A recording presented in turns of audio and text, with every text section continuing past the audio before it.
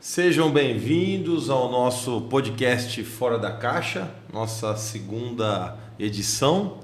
Estamos aqui com Marcos, Júnior, Lucas, eu, André, nós somos da equipe da Mafra. Estamos aqui com a nossa segunda edição. O podcast Fora da Caixa ele tem o objetivo de trazer temas relacionados ao empreendedor, ao empresariado. E hoje nós trouxemos um tema bastante pertinente, interessante. Nós vamos falar sobre as dores do empresário, as dores do empreendedor, né? E trazer uma abordagem mais voltada para a área financeira. E eu queria começar aqui, passando a bola para o Júnior. Uma das dores do empresário, Júnior, é a questão do fluxo de caixa, a dificuldade na gestão do fluxo de caixa. Queria que você falasse um pouquinho para começar. Então, eu acho que o empreendedor, o empresário brasileiro, ele passa inicialmente já por uma dificuldade muito grande, que é quando ele tem uma ideia, desenvolve um negócio, desenvolve um produto, né? E isso já despende uma energia muito grande, né? E ele se dedica por muito tempo a isso daí. Mas o que a gente vê no dia a dia é que ele negligencia num primeiro momento, a gestão de caixa. E quando ele vai olhar para essa gestão de caixa, o caixa já está desarranjado, desarrumado. Nós temos ali mais saídas do que entradas, né? Fluxo de caixa, basicamente, para a gente não estender muito tecnicamente, seria isso, né? Seria um arranjo das entradas e saídas que a gente teria para fazer uma gestão dessa empresa. E a gente percebe essa dor muito grande, o empresário às vezes que tem um sonho, conseguiu desenvolver, batendo cabeça em cima disso, né? Então a gente assim passa inicialmente para solucionar esse problema por uma organização, né, desse controle que muitas vezes, né, a gente não encontra um controle financeiro adequado, né, um controle basicamente que eu falo registrar tudo o que está acontecendo ali sobre o ponto de vista financeiro, essas entradas e saídas. E com esse controle e esse registro, a gente ter a possibilidade de começar a vislumbrar um pouco mais o futuro. Esse futuro começa com o dia seguinte, com a semana seguinte, com a quinzena, o mês seguinte e assim sucessivamente. E quando ele consegue se antecipar, né, com essa visão, a visão dele começa a se ampliar, é onde ele começa, né, André, a poder fazer uma gestão, a ver os dias em que o déficit financeiro dele vai estar, né, assim, vai ser grande. Então a entrada e a saída de dinheiro está muito afetada. Só que quando ele consegue organizar e começa a olhar para frente, né, que nem eu disse, uma semana, 15 dias, um mês, dá tempo dele corrigir essa rota. Então ele vai ali passar pelo pessoal do comercial, né, para vamos aumentar, vamos tentar vender um pouco mais, vamos tentar. Acho, aliás, que inclusive um dos maiores desafios quando se faz a projeção de fluxo de caixa é exatamente a questão da projeção de venda, porque os gastos são inerentes ao negócio, principalmente gasto fixo, né? E a projeção de venda é o que é o grande desafio do empresário, né? Quando você falou da projeção de venda, eu lembrei que você projetar gastos, por exemplo, quanto é que vai pagar de aluguel, quanto é que nós vamos pagar de folha de pagamento, de contabilidade, de internet, você já tem como fazer essa projeção. Você tem uma projeção de compras, né? Agora, a venda, acho que é o grande desafio do empresariado, né? Por isso que ele tem que estar bem antenado e a equipe de venda tem que estar bem alinhado com essa projeção de fluxo de caixa, exatamente para que o empresário tenha essas informações na mão, né? Exatamente. Mas ele vai acabar passeando pela empresa inteira, porque o caixa ele é um reflexo de todos os elementos da empresa. Que a empresa é vender, só que se eu sou um comércio, vender, entregar, receber, né? Se eu sou uma indústria, ainda eu tenho que vender, comprar, produzir, fazer expedição. Esse controle que você acabou de falar dos próprios gastos fixos, eu preciso ter um controle, embora eles sejam fixos, eu preciso estar atento se esse fixo não está variando também, se ele não está começando a subir. Os próprios gastos variáveis também, né? O que a gente percebe principalmente os micro e pequenos empresários, é que quando ele vai montar um negócio, principalmente no início, né, na constituição de um negócio, existe uma preocupação muito grande quando se fala de sistema, quando se fala de ERP, é o PDV, é a geração do faturamento e a geração do contas a receber e contas a pagar, e ainda assim com essa deficiência que o Júnior acabou de passar aqui em relação ao fluxo de caixa, né?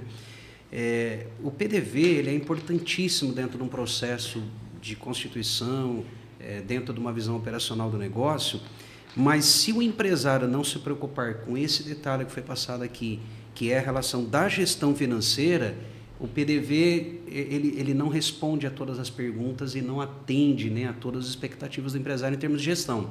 Então, eu vou começar um negócio novo, eu coloco simplesmente um sistema lá para venda, geração de venda, geração de recebimento, geração de pagamento, mas sem um plano de contas adequado, sem colocar nome nas contas adequadamente, sem fazer essa projeção, ele fica manco, né? Ele não consegue evoluir, o empresário não consegue muitas vezes enxergar. a gente percebe que não só a questão de um sistema bom, que tenha bastante ferramentas, mas também alimentá-lo corretamente e saber os relatórios que ele está gerando, Exatamente. tudo que ele está dando de informação, tudo E a que ele está trazendo para o confiabilidade dessas empresário. informações, né? Aliás, Lucas, esse é um problema que a gente é recorrente, a gente percebe isso muito nos trabalhos de consultoria. A empresa tem um software, né, paga ali um software, uma mensalidade, e quando você vai aprofundar um pouquinho mais, é um software praticamente subutilizado. Né? Quantos utiliza casos, metade das ferramentas que ele oferece. Quantos casos nós já pegamos e observamos que o sistema ali controla faturamento, né, emissão de nota, de repente um controle fiscal, de contas a pagar, contas a receber, e fica por isso mesmo. E fluxo de caixa, ele não é só olhar o contas a pagar, contas a receber. O fluxo de caixa ele só tem importância se você trabalhar projeções. Porque não adianta nada o empreendedor chegar hoje e falar: hoje eu não tenho dinheiro. Tudo bem, ele pode não ter dinheiro, mas quando que ele teve essa previsão? Aí é que é o problema. Se essa previsão que ele não teria dinheiro aconteceu agora, então existe um erro. Isso já devia estar previsto. Isso já devia estar previsto. Até a dificuldade de não ter um descompasso financeiro entre o recebimento e o pagamento, que acontece com todas as empresas, ou pelo menos a grande maioria das empresas enfrenta essas dores, só que isso precisa estar antecipado, porque estando antecipado dá chance do empreendedor fazer alternativas, procurar alternativas que sejam mais baratas em termos de juros, de Sim. captação de recursos, em vários aspectos. Né? Então essa é uma dor recorrente, mas muitas vezes nós percebemos também que o empreendedor ele acaba negligenciando a gestão de caixa. Ele simplesmente olha ali a gestão de fluxo de caixa pelo aspecto do contas a pagar, pelo aspecto do contas a receber e não sai disso, né, Ele Júlio? olha muito o saldo bancário, né? Ele vai olhando todo dia de manhã, ele vai lá e olha para o saldo bancário, mas ele não consegue entender o antes disso, né? Como é que foi gerado esse saldo bancário, seja ele positivo ou negativo. Se você tem a projeção, como o André falou, você consegue antecipar e buscar produtos que a instituição financeira está para ser utilizado. Bancos foram constituídos para serem utilizados pelos empresários, mas quando você vai de maneira programada, você capta recurso com taxa de juro mais barata. Quando você estoura o cheque especial, aí a coisa se complica um pouco mais, aí até você recuperar depois. Né? Um erro recorrente que a gente observa também é quando o empreendedor ele mensura o resultado da empresa dele pelo fluxo de caixa. O fluxo de caixa, é lógico, ele é um grande indicador, né? Porque se a empresa está tendo uma saúde financeira, econômica, obviamente que ela acaba tendo um fluxo de caixa mais tranquilo. Mas a gente percebe também que existe várias empresas que acabam tendo o problema da confusão patrimonial, que é quando as contas dos sócios se misturam com as contas da empresa. Isso dá uma sensação de um fluxo de caixa negativo, apertado, e às vezes o empresário, o empreendedor está tirando mais dinheiro da empresa do que ela pode, do que ela aguenta. É que a retirada de lucro dele acaba misturando com gastos operacionais que não é.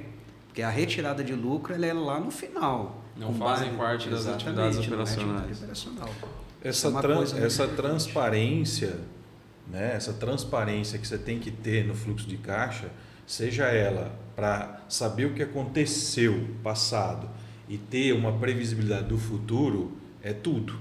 Tá? Porque uma vez que você tem isso na mão, não é muito difícil de você detectar os gargalos da empresa. Entendeu? Seja eles quais forem. Eu estou com um nível muito baixo de venda, eu estou com uma inadimplência muito grande, eu estou tirando muito dinheiro inadequado da empresa, de ciclo operacional. eu tenho ciclo operacional. Então, assim, só que eu preciso ter um controle. Eu preciso primeiro ter um controle para me dar informação. Depois que eu consigo essa informação, a gestão não é torna muito mais tranquila. Agora, ainda é o que você falou, a gente chega na empresa, né, para fazer um trabalho de consultoria e a pessoa quer uma solução imediata. Não existe essa solução imediata porque a gente também não conhece a situação da empresa, não vai conseguir ajudar de jeito nenhum. É como um exame médico, entendeu? O médico vai precisar de um exame para depois ele conseguir fazer o tratamento. Da mesma maneira. Precisa de números, né? Precisa de números. O Júnior citou aí a questão do Lucas também, né? A questão do ciclo operacional, né? Esse é um dos grandes problemas que afetam diretamente o fluxo de caixa. Se você falar de uma empresa comercial, até um pouco mais simples. Se você falar de uma empresa industrial que compra matéria-prima, a matéria-prima fica estocada, aí ela entra no processo produtivo, aí você tem um lead time de produção, que é o tempo de produção. Então, você tem estoque de produto de matéria-prima, depois você tem o estoque de produto em elaboração, aí o produto fica pronto, vira estoque de produto acabado, aguarda para ser vendido, aí vende, tem que esperar para receber, e tudo isso já saiu dinheiro do caixa. Desde o momento que entrou essa matéria-prima, com base no prazo que você tem com o fornecedor, já saiu dinheiro do caixa. E esse dinheiro ele fica lá dentro da empresa, fica girando dentro desse ciclo.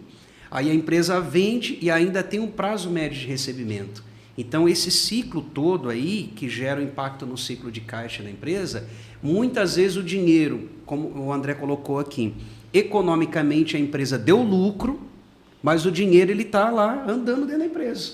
E geralmente ele fica no estoque, uma boa parte dele fica no estoque. Então, deu lucro, mas por que eu não vejo dinheiro? Porque o dinheiro está circulando lá dentro da empresa. E aí começa a gerar o impacto que é a questão da taxa de juros. Nós vivemos hoje no Brasil uma das taxas de juros maiores do mundo.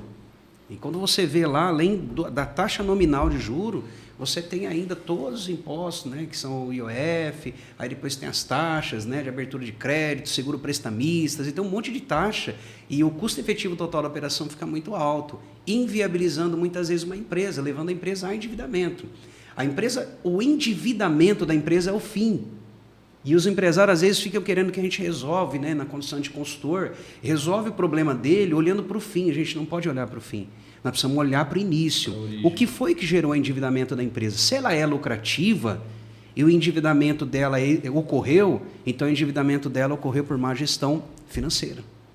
O produto sendo vendido, ou a mercadoria sendo vendida, está dando lucro, mas a empresa está endividada, então existe uma má gestão, uma ineficiência na gestão financeira da empresa.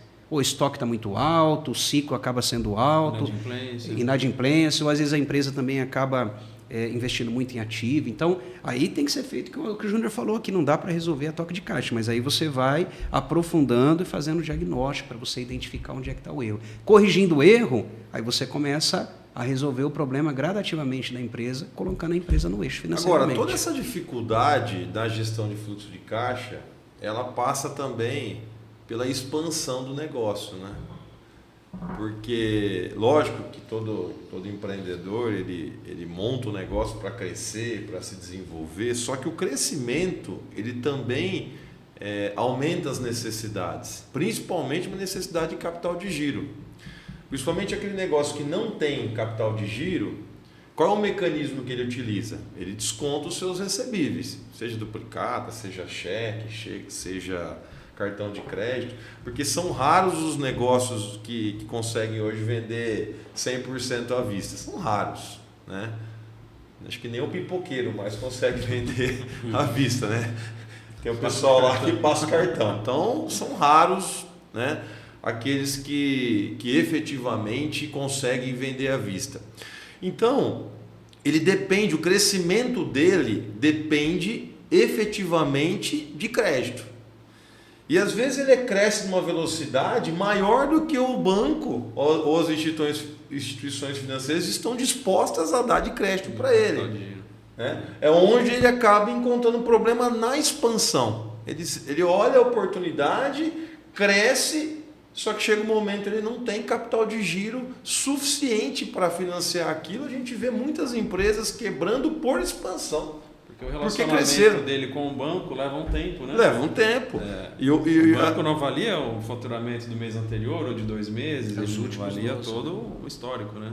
E tem negócio que o crescimento acaba sendo mais gradativo, ok. E tem negócios que a expansão acaba sendo rápida. E nem sempre o capital de giro à disposição do crédito está no mesmo nível de crescimento. Existem algumas situações também que às vezes o empresário ele quer fazer um investimento dentro da sua empresa, uma linha lá de produção, por exemplo, e aí ele já faz a conta, eu vou investir aqui um capital, e aí depois eu vou investir isso, porque esse processo meu é todo manual e ele vai ficar automatizado, então eu já vou eliminar esse custo, tudo, né, a conta fecha tranquilamente. Porém, ele não conta, às vezes, que para eu colocar substituir aquele processo que era manual por um automático, às vezes não basta só eu colocar a máquina lá para fazer funcionar. Às vezes vão meses e meses. E você às vezes tem que aumentar o faturamento. Exatamente. Para cobrir, que é o ponto de às equilíbrio, vezes né? ainda eu vou ficar com o processo manual enquanto eu coloco o processo automatizado. E aí, na verdade, o que eu ia cortar um gasto, eu acabo duplicando esse gasto.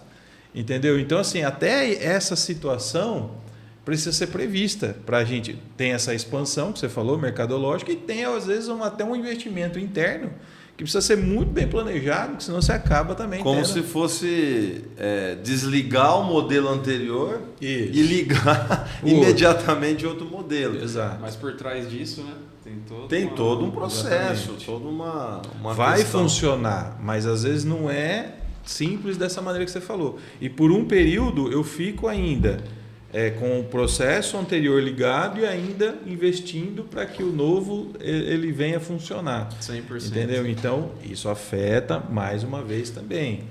Entendeu? Fluxo de caixa. Vendas, por exemplo. A gente fala em vendas, o Marquinhos comentou vendas. Isso é óbvio, todos nós precisamos. Se a mercadoria estiver rodando e ela estiver dando lucro, é ótimo. Mas uma outra questão, André, que a gente poderia levantar aqui também é a precificação dos produtos. A correta precificação desses produtos também pode estar impactando diretamente, vai impactar diretamente o caixa também. A precificação, basicamente, ela tem que estar alinhada. A margem de lucro mínima necessária para a empresa cobrir os gastos e ela tem que ter também um alinhamento com demanda. Então, quando você tem um produto, vamos pegar essa garrafinha de água aqui, então ela tem um custo. Vamos imaginar uma loja, ela comprou essa garrafinha aqui por R$1, ela vai vender por R$2. Ela tem uma margem de lucro? Tem. Só que não é só a margem de lucro, ela tem que ter demanda também. Então, é o que a gente chama de custo, volume e lucro. Então, você tem o custo, você tem a margem de lucro, que a gente chama de margem agregada ou margem de contribuição. Essa margem de contribuição, ela tem que estar atrelada com a quantidade vendida para atingir o ponto de equilíbrio. Porque não adianta você ter uma boa margem de lucro em um produto, uma mercadoria, se você não vender o mínimo necessário para você cobrir os gastos. Então, a empresa ela tem que fazer a gente volta lá naquela questão que o Júnior colocou no primeiro momento. Nós temos que fazer todo um planejamento. Eu tenho que ter o mínimo necessário de margem de lucro aplicada num produto, mas de maneira que eu tenha competitividade também, consiga gerar venda em quantidade. Eu vou colocar uma margem de lucro nessa garrafinha de água, mas eu tenho que saber que eu tenho um mínimo também para vender dela, para contribuir com a cobertura dos meus gastos fixos e gerar lucro no final. Então, cada tipo de mercadoria, né, que eu tenho dentro da empresa, cada um vai contribuir com um pedacinho para cobrir os gastos fixos e gerar lucro. Então, é esse equilíbrio que talvez seja o grande desafio e uma das dores, né, do empresário, é saber qual é o preço que ele vai praticar de maneira que ele tenha competitividade, de maneira que ele consiga vender o mínimo necessário. Ou eu pego a garrafinha, vejo quanto que meu concorrente está vendendo e faço exatamente igual. Desde que você tenha conhecimento, Então, tem os itens desde do que próprio você mercado tenha ditam conhecimento, preço. desde que você tenha conhecimento do custo e que esse preço, que é o que a gente chama de markdown, esse preço que está sendo praticado no mercado seja o suficiente para gerar essa É margem. claro que eu estou brincando, porque isso é um Aí, erro claro. recorrente, né? Sim. O empreendedor, ele não sabe formar bem o seu preço de venda, muitas vezes porque ele não tem um controle. Nós falamos do software, né? O software dele não alimenta custo médio, não alimenta estoque. Ah, por quanto que eu vou vender essa garrafinha? Quanto que o meu concorrente está vendendo? Eu vou lá e aplico. Só que eu não sei quais são os custos do meu concorrente, quais são as despesas que ele tem, eu não sei quanto que ele está pagando, qual que é o lote de compra que ele está fazendo, e eu simplesmente vou lá e copio e cometo um erro. Normalmente estou cometendo um erro, né? Então a formação do preço de venda, ela passa por toda uma técnica e principalmente por uma confiança nas informações, pelo histórico de informações, pelo volume de compras. Porque às vezes simplesmente eu estou precificando errado porque meu concorrente está fazendo errado também, né? E fica esse giro desnecessário, porque assim, eu posso colocar uma margem maior de um determinado produto dependendo como que eu estou vendendo essa água. Por exemplo, uma loja de conveniência, eu posso colocar uma margem maior. Agora, num supermercado eu tenho que colocar uma margem menor, contando que o volume é diferente. Por que eu estou dizendo isso? Porque se você é uma loja de conveniência e você vai colocar o mesmo preço do supermercado, provavelmente você está cometendo um erro. Exatamente. Porque o público é diferente.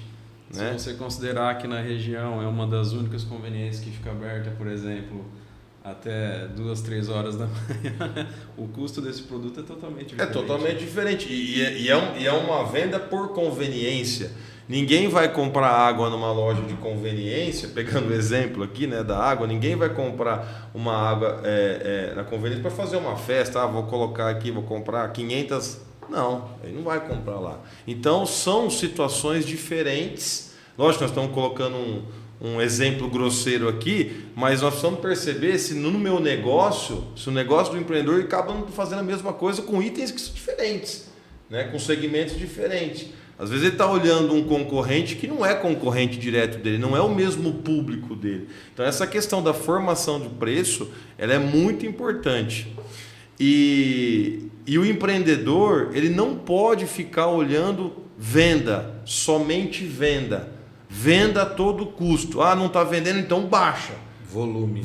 Ele precisa, volume de venda. Ele precisa observar. Não adianta ele olhar só o volume de venda. Ele precisa ver se aquele volume de venda está trazendo margem de contribuição. É a margem de lucro para ele. Porque se não estiver trazendo, não adianta nada ele ter volume, ter faturamento, né? Carga tributária em cima, despesa financeira em cima, e simplesmente não está tendo resultado. Em resumo, são os 3 elementos básicos: custo, volume e lucro. Eu tenho que ter margem, eu tenho que ter volume e tenho que olhar para o custo, né? Eu sempre falo que a formação do preço de venda ela tem que ser de baixo para cima. Tem uma técnica chamada markup, é a formação do preço de venda de baixo para cima. Com base no meu custo, eu formo o meu preço de venda, aplico uma matemática, né, simples até, e formo o preço de venda de baixo para cima. Quando eu chego no preço de venda, aí eu vou fazer o quê? Analisar o mercado. Aí sim, né, conforme o André colocou ali, aí a gente vai e faz uma análise de mercado. O meu preço está muito acima do mercado, o meu preço está competitivo.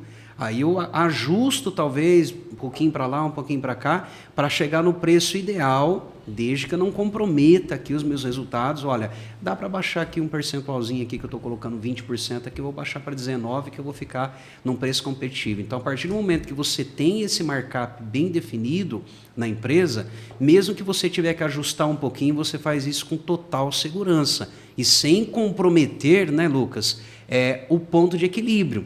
Porque se você baixar muito a margem de contribuição, você eleva o ponto de equilíbrio, tem que vender mais para pagar os gastos. Se você tem uma margem um pouquinho melhor, você consegue ter um ponto de equilíbrio melhor e atingir o lucro mais rápido, né? O ponto de equilíbrio é só para empatar. Aí a partir do ponto de equilíbrio, você consegue então projetar os lucros. E para os itens que não é possível, né, se mexer no preço de venda, aí cabe ao empresário avaliar se convém para o negócio dele ele trabalhar com aquele item ou não, né? Exato. Sim, tem situação, por exemplo, um supermercado. Ele tem itens ali que praticamente não traz nenhum resultado, nenhuma margem. Mas estrategicamente é importante que tenha. Aí são situações estratégicas, mas a precificação, ainda que seja para ele trabalhar com uma margem muito pequena, ela precisa ser estratégica, ela não pode ser chutada, ela não pode ser com base no folheto do concorrente que está aquele preço. Ele está colocando detergente naquele preço, então eu vou colocar também. Isso tem que ser muito bem calculado. Nós temos no Brasil uma carga tributária muito alta, uma das maiores do mundo. Assim como nós temos taxa de juros elevadíssima, nós temos também carga tributária, além de complexa, difícil de entender para o empresário, ela também é alta. Então, quando você... geralmente a gente percebe alguns empresários que cometem um equívoco. Vou pegar a garrafinha de água como exemplo, novamente. Ele compra a garrafinha por R$1. Aí ele fala, poxa, eu vou jogar 20, eu quero 20% de lucro. Aí ele pega a garrafinha de água, vende por R$1,20. Na cabeça de muitos empresários, ele está lucrando 20 centavos ou 20%. Né, Lucas? E, na verdade, quando você vai fazer o cálculo de cima para baixo, aí você enfrenta principalmente a carga tributária. É isso, Lucas? E aí, na verdade, cabe uma regra de 3, né, que ele aplica sobre o preço de venda, que é o valor que ele elevou, deduzida a tributação, aí sim ele chega na margem de contribuição que ele quer, que ele precisa, enfim. Agora, falando agora em carga tributária, né, essa é uma das grandes dores do empresário, né, porque não é novidade para ninguém que o Brasil tem uma das maiores cargas tributárias do mundo. E mais complexa. E o grande problema é que, além de ser alta, ela é extremamente complexa. Então, a carga tributária é realmente uma das grandes dores do empresário. E dentro dessa loucura que é o nosso regime tributário, nosso sistema tributário, né, cabe um trabalho de planejamento, né, Lucas? Um trabalho minucioso de planejamento tributário para tentar evitar minimizar né, essas questões tão difíceis que é o empreendedor muitas vezes enfrentar uma situação que ele não é especialista, em questões tributárias. E nem deve ser. Né? E nem deve ser. Só que ele se depara, por exemplo, ele tem que concorrer com grandes empresas muitas vezes, né? Ele precisa, ele vende para outro estado, ele precisa conhecer o regulamento de ICMS do outro estado. Se o cliente dele é consumidor final ou não. Se é consumidor final. Se o fornecedor dele dá crédito ou não de ICMS ou de IPI, caso seja uma indústria. Enfim, né? Vários aspectos, várias coisas são avaliadas, folha de salários. E o interessante do planejamento tributário é que ele é único, né? Ele tem uma digital, uma identidade própria. Não só único da empresa, mas daquele momento que ela está vivendo. Se a gente refizer o planejamento tributário 1 ano, 2 anos após, nós vamos ter outro resultado, outras evidências. Né? Não tem receita pronta, né? Não. Muito empreendedor nos pergunta, né? Mas qual que é o melhor regime para tal situação? Tem todo um estudo para ser feito. Não tem como. Eu digo que a gente precisa, mais um tema também muito importante, né, é uma dor empresarial, mas que precisa ser encarada de frente.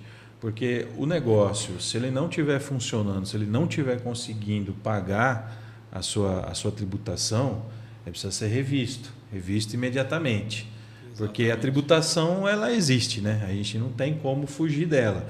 E o governo tem feito um cerco cada vez mais, né, eficiente. Nós temos todas as nossas responsabilidades na escrita fiscal, cada contábil, vez mais obrigações nós acessórias. temos o e-social, obrigações sociais, o e-financeiro. Então, assim, o governo ele tem as informações. Então, nós precisamos mais e mais, todos esses pontos que nós estamos levantando aqui, gestão de caixa, precificação, carga tributária e outros, precisam ser eficientes. Nós precisamos buscar eficiência na gestão empresarial, para que ela dê resultado, pague as suas obrigações, né, tributárias e siga a sua vida. Se o negócio ele não tiver... Gere lucro, que é o objetivo. Lógico, gere lucro, mas pagando a sua carga tributária. Porque é uma conta que fica e um dia ela chega, né? Essa conta ela chega. Aí o Júnior colocou bem essa questão da tributação. Se no momento de você montar a fórmula da aplicação do preço de venda pelo markup, você insere na fórmula, Júnior, o tributo, significa que no preço de venda já está contemplado que uma parte daquela venda vai para o governo, estadual, federal, municipal, etc. Então, se não está sendo pago e ele está no markup e ele está na formação do preço de venda, aí a gente volta lá no início do nosso bate-papo aqui, que é a questão da gestão financeira. Então, está contemplado na formação do preço de venda? Tá. Está contemplado na apuração de resultado econômico? Deu lucro? Deu. Não está pagando? Né? O preço está competitivo. Não está pagando tributo? Está acumulando tributação? Então, nós temos um problema de fluxo de caixa.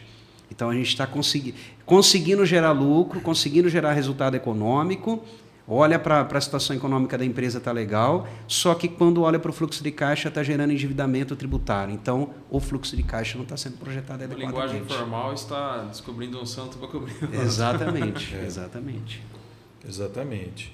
E a gente aí começa a buscar empréstimos, né? E aí a gente já iniciou aqui falando que essa captação de recursos é cara, né? Ela é muito cara.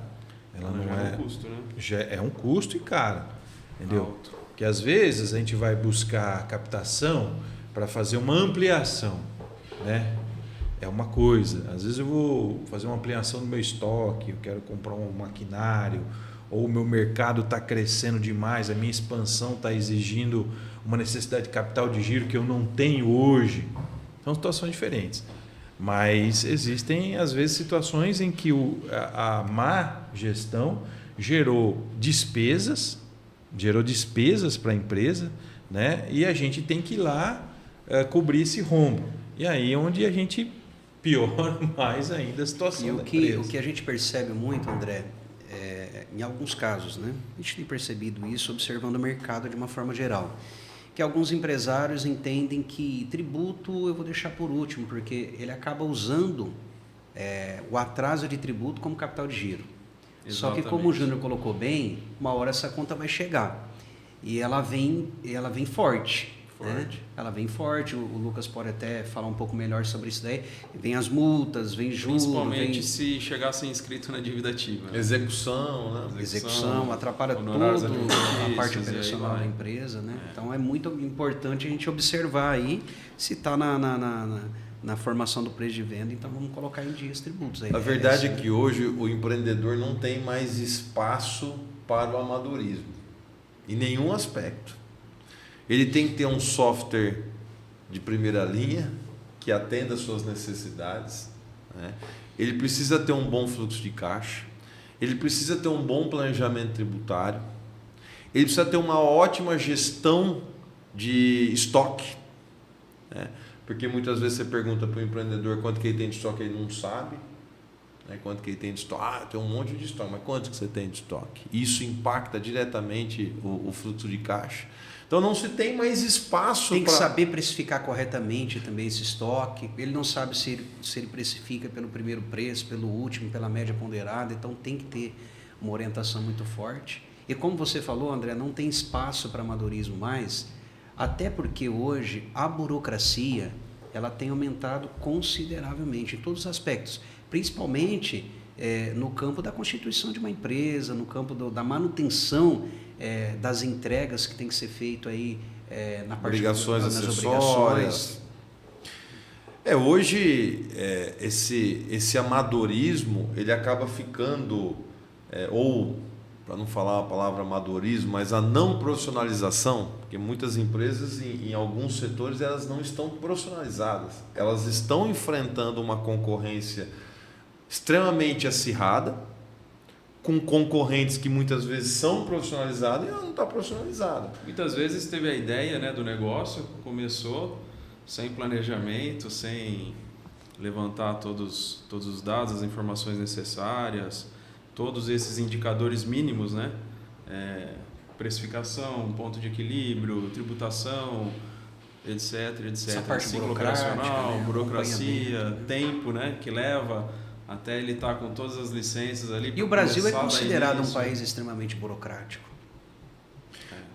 Existe até pelo Banco Mundial, né, que mede ali a liberdade econômica dos países. O Brasil ocupa posição triste lá, em posição 150 mais ou menos, que ele mede justamente essas questões aí, que é carga tributária, taxa de juros e burocracia, né, que que isso é chamado de liberdade econômica, né? E o Brasil, infelizmente, ele tem uma falta de liberdade econômica muito grande e torna o ambiente hostil. O ambiente do empreendedor brasileiro é muito hostil por conta de tudo que nós estamos falando aqui. Isso não vai mudar tão cedo, porque isso não acontece agora. Essa falta de liberdade econômica é de décadas e décadas que o Brasil tem essa cultura, né? É curioso que se você pegar as primeiras posições lá, são países que fizeram exatamente o oposto, né? Geraram liberdade para o empreendedor. Nós não temos essa liberdade. Nós temos que concorrer muitas vezes com países que têm essa liberdade econômica e nós temos que nos profissionalizar, né? Nós temos que ter todos esses números na mão. Vou até fazer uma brincadeira aqui com os empreendedores que estão nos assistindo. Faça um teste na tua empresa, né? Quanto que eu tenho de lucro? Se você sabe exatamente quanto que a tua empresa gera de lucro, quanto que você tem de estoque, quanto que você retira da tua empresa. Se você conseguir responder com precisão... Eu lançaria até uma outra pergunta aí, né? Qual família de produto, qual mix de produto gera maior resultado? Gera maior resultado. Aí você está sendo um pouquinho mais... Eu vou colocar aqui um desafio, três aspectos só. Quanto você tem de estoque? Quanto tem de estoque mesmo, né? Não entre 800 a 2 milhões, né? Valorado. Quanto que eu tenho de estoque? Qual que é o meu resultado mensal, anual, semestral? E quanto que eu retiro da minha empresa? André, já que você tocou nesse assunto de quanto se retira da empresa, queria que você falasse um pouquinho sobre isso, porque existe a confusão, tem essa questão da retirada, tem a confusão patrimonial e o impacto disso tudo, né? Que a gente tem, que é muito grande também, né? Porque há uma confusão, né, André, entre retirada de lucro e prolabore. Acho que é aí que o empresário, se ele vive da empresa, se ele trabalha na empresa, se ele desempenha um trabalho lá dentro, ele tem que ter um salário. E o quanto eu posso tirar. Exatamente. Que eu acho que e é qual uma... seria né? Quanto a empresa fora pode, a confusão, remunerar?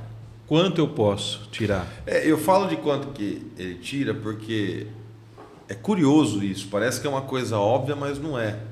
A gente já se deparou várias vezes com esse aspecto. Quando você levanta ali e consegue mensurar quanto que o empreendedor está tirando da empresa, ele assusta.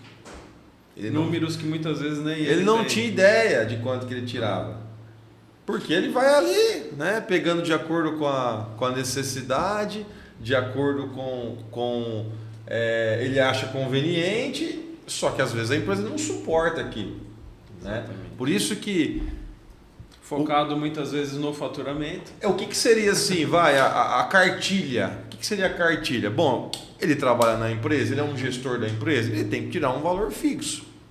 Dependendo de qualquer coisa. Salário da função que ele exerce. Ele é um gestor? Ele tira... Ele é um gestor da empresa dele? Ele tira um salário, um prolabore de acordo com essa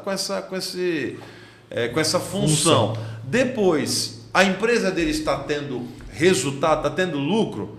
Então se ele teve um resultado, ele arranca 100%? Não.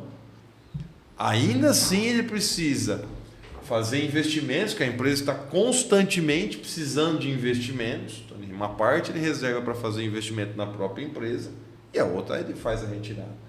E por isso que eu lancei esse desafio, que é uma coisa assim muito simples. Não é nada absurdo. Nada absurdo, mas que se o empreendedor não tiver isso na mão, ele vai falhar e vai sentir as dores ainda mais fortes, né? Porque ele não vai ter essa visão. Então, recentemente eu estava atendendo um cliente e questionei isso, exatamente o que você perguntou, questionei ele para a gente iniciar o trabalho. E ele não sabia, não tinha ideia de quanto retirava e tinha medo. Medo de saber. Não, medo de retirar. Ah, medo de retirar. Mas Isso é raro também. Não, mas as necessidades existem, né? As necessidades pessoais. Então, ao mesmo tempo que ele tem medo, ele tira, Ele mas será que eu estou precisa. tirando muito, estou tirando pouco? Então você vê que é uma dor. Mesmo, às vezes, né, eu quero tirar o máximo possível, mas quanto que é esse máximo possível? Né? Quanto que eu posso tirar? Esse empreendedor, no caso, ele questionava assim, quanto que eu posso tirar, mas de tal maneira que eu não vou afetar a saúde da minha empresa. É claro que eu quero o máximo, mas né, eu não vou pôr em risco o negócio. Então você vê... Até porque se ele tirar todo o lucro da empresa sistematicamente, ele vai acabar com a empresa em algum momento. Exatamente. Em algum momento ele vai acabar com a empresa. Para que o empresário tenha uma visão segura e tome a decisão corretamente dentro desse aspecto, ele precisa de, no mínimo, ter mensalmente, isso em caráter gerencial. O empresário precisa, para ele ter segurança nas tomadas de decisão, inclusive na tomada de decisão de quanto ele pode retirar. O Prolabore, o André definiu bem, ele vai pesquisar no mercado quanto a empresa pagaria para alguém ocupar o cargo que ele ocupa e desenvolver a função, as atividades que ele desenvolve. Ok, é o salário dele, é o Prolabore dele.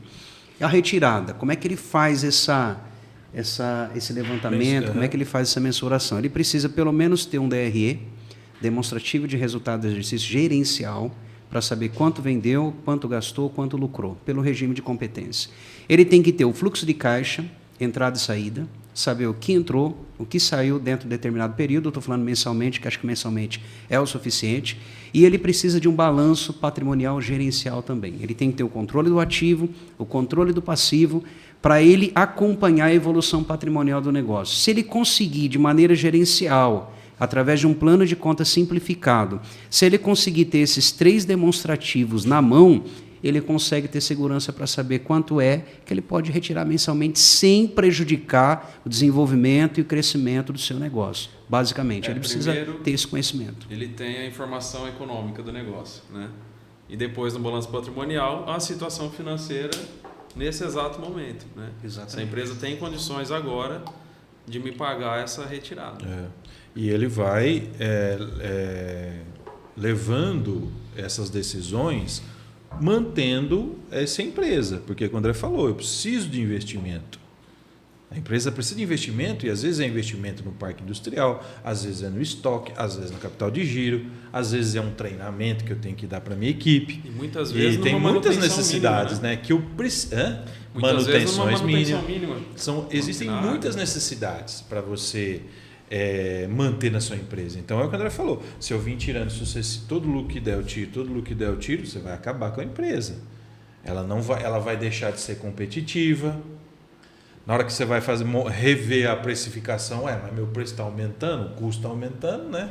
O custo da empresa está aumentando, porque a eficiência dessa empresa está diminuindo, o custo vai aumentando. Isso é natural.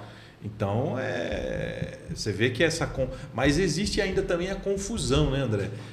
Aquela questão entre patrimonial, o que é do sócio, eu coloco o carro para trabalhar, eu cedo um barracão pessoal que eu tinha, que eu herdei da minha família. Isso também não ajuda. Que é uma gestão não profissionalizada. Então eu pego o meu carro, boto para a empresa, eu uso o carro da empresa para questões pessoais, eu vou lá e faço compra no supermercado com o cartão de crédito da empresa. Talvez numa situação emergencial ali, provisória, né? Mas acaba... Mas eu acho que é tudo uma questão de mentalidade, né, Lucas? Independente, eu canso de falar isso. Você tem muitas vezes empresas que são pequenas com mentalidade de grandes empresas. E você tem empresas que têm médio porte, às vezes grande porte, com mentalidade de pequena empresa. Às vezes a empresa pequena ela está profissionalizada, às vezes uma empresa médio porte, grande porte não está profissionalizada, porque não virou a chave, né? Não tem aquela mentalidade. E o problema qual que é? É que você tendo uma empresa de médio porte, grande porte, que não está profissionalizada, ela tem uma tendência a ter problemas, né? E você tem uma pequena empresa que está profissionalizada, ela tem uma tendência ao sucesso, ao crescimento constante. É uma questão. Então tudo que nós estamos falando aqui, as dores do empreendedor, ele funciona para qualquer tipo de tamanho de negócio, né?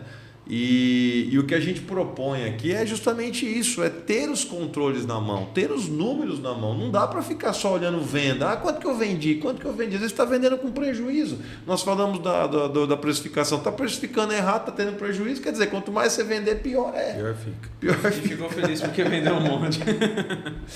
E a gente não está falando aqui, né, de controles de alta complexidade, de indicadores de alta performance. Nós estamos falando tem também, né? Tem, mas também, nós não estamos nem nós estamos disso. falando de coisa básica, né? Eu acho que tem que ter o básico. A gente falou, por exemplo, sobre, né, Júnior, sobre a questão de estoque, né, tal. Mas não é só estoque, por exemplo, compra. Eu conheço um empresário que trabalha no ramo aí de parafuso que todas as áreas da empresa ele coloca cada um na sua área, mas compra é ele que faz. E ele sabe a importância da compra. Porque muitas vezes, conforme o André falou, muitas vezes o preço ele já está definido pelo mercado. Se o preço está definido pelo mercado e eu tenho que acompanhar esse ritmo de mercado, mas eu tenho que olhar para dentro da empresa, o segredo fica na compra. Eu tenho que comprar corretamente, fazer as cotações, desenvolver toda a pesquisa, às vezes fazer importação. Tem muitos empresários que têm medo da importação, da exportação, e é um ramo hoje, principalmente com a tecnologia da informação que nós temos em mão, nós temos aí órgãos governamentais como a Apex, por exemplo, que dá todo subsídio para empresários que têm interesse em fazer importação, exportação, tem até programa de treinamento, e o empresário, se ele está tendo dificuldade aqui, em termos, por exemplo, de compra, para ter uma boa margem de lucro, fazer uma compra melhor, às vezes ele tem que buscar fora do país. E às vezes é interessante para ele, às vezes é acessível para ele e às vezes economicamente é viável. Então ele tem que desenvolver esse trabalho. Mas se ele não sabe fazer e tem receio de fazer, ele tem que procurar conhecimento, ele tem que procurar quem sabe fazer. Você tem aí empresas, são as trades, né, que desenvolvem esse trabalho para ele. Pesquisa de mercado, busca de mercadoria, certificação de qualidade, segurança na compra, realiza toda a pesquisa para que ele consiga fazer a compra adequadamente, segura e consiga ter uma margem de lucro razoável. A gente percebe muitas empresas fazendo isso. Não consegue produzir com um custo adequado, determinada família de produto vai buscar lá fora.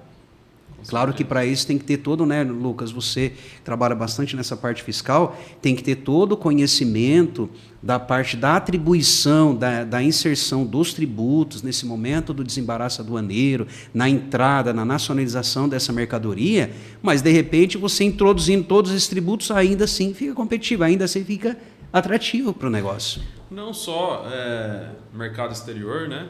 Mas também mercado interno. Quando uma empresa busca uma mercadoria de outro estado, por exemplo, tem a questão do DIFAL, tem a questão da substituição tributária na entrada do território paulista. Então, são coisas que influenciam diretamente o custo. Exatamente. Né, e no momento da compra, às vezes você está fazendo uma compra que está mais barato do que comprar no estado de São Paulo, mas quando você faz a transição de um estado para o outro, ela agrega um valor tributário que acaba tornando inviável a aquisição. Existem assim que, inclusive, o empresário é pego de surpresa, mas eu não estava esperando, né? Enfim, então precisa tomar cuidado. Para encerrar o nosso podcast, eu queria lançar um último debate aqui. Será que o empreendedor centralizador ele sente mais dores do que o empreendedor descentralizador? O que vocês acham? Eu não tenho dúvida. A quantidade de tomada de decisões, né, a quantidade de coisas que fica ali tudo em cima dele é absurdo. E vamos dizer assim, tudo uma pessoa para resolver vários assuntos, várias questões, não vai resolver de forma 100%, né? Com certeza. Nós temos 3 tipos de empreendedores, basicamente são 3 tipos de líderes, né, de gestores, né? Você tem o autocrático, que é o centralizador, você tem o liberal, que deixa a vida me levar, vai deixando tocar, e você tem o democrático, que permite uma gestão participativa. Se o gestor, empreendedor, ele é democrático, reconhece que ele tem a necessidade de buscar informações, uma assessoria, seja internamente ou seja externa, para que ele tome decisão de maneira segura, de maneira assertiva, com certeza ele terá as mesmas dores dos demais empreendedores, mas ele vai conseguir resolver o problema de uma maneira mais dinâmica, mais rápida, porque ele vai estar buscando pessoas que são profissionais e que têm experiência cada um dentro da sua atividade. Eu penso assim. Concordo com tudo que foi falado e digo que essa característica de empreendedor centralizador deveria ser abolida, porque ele não pode ser centralizador, porque ele tem que distribuir, né, as obrigações do negócio dele para ele subir um degrau e aí voltar a pensar fora da caixa, que a gente já conversou isso aí em outra ocasião. Está diretamente ligado. Porque se ele centralizar, ele vai ter uma avalanche de problemas para resolver. Caixa. Ele vai estar dentro da caixa. E uma avalanche de problemas para resolver diariamente. Um monte. Né? E aí ele não vai conseguir pensar o negócio. Ele não vai conseguir, mesmo que tudo isso que a gente falou, que o Marcos citou aqui, eu jogar um balanço na mão dele, um fluxo de caixa, uma demonstração de resultado, ele nem tempo vai ter para ler aquilo, tentar entender e aí tomar atitudes para resolver aquilo. Ele está tão ligado nas questões operacionais do dia a dia, né? Porque ele é centralizador e ele entende que ninguém vai conseguir fazer um trabalho melhor que ele, e ele é um cara que não tem tempo para nada, né? Que ele acaba muitas vezes não dando importância aos indicadores. É tudo isso que nós conversamos. Tem tudo a ver com a questão da mentalidade de pequenas empresas. Sim, né? Sim. E muitas vezes é muito mais forte do que ele, né? São mais forte reações automáticas, a hora que ele vai ver, ele já está abraçando, ele já está fazendo. Para quem tem essa característica, Lucas, é um esforço muito grande delegar. Exatamente. Ele prefere sempre ele pegar para fazer. Só que no mundo empresarial isso não dá mais, não tem mais condições de ser assim. Quando a gente fala de gestão empreendedora, a gente sempre fala de empreendedorismo, né? A gente fala sobre a verticalização e horizontalização. A verticalização é uma gestão centralizada, é autocrata, é aquela gestão piramidal, né? Unidade estratégica de comando, né? Sempre reportando única e exclusivamente a superior imediato, e você tem a liberdade de apresentação de proposta, de sugestões ali cerceada. A gestão empreendedora é uma gestão horizontalizada, ou seja, é uma comunicação ativa mesmo, né? É uma possibilidade que todos que estão inseridos dentro da equipe da empresa têm possibilidade de colocar suas opiniões, sugestões, e com isso quem vai crescer é a empresa. Quem ganha é a empresa. Exatamente. Muito bem. Esse foi então o nosso segundo episódio do nosso podcast Fora da Caixa. Dores dos empresários. Dores dos empresários. Obrigado a todos. Obrigado, até a próxima. Até a próxima. Valeu.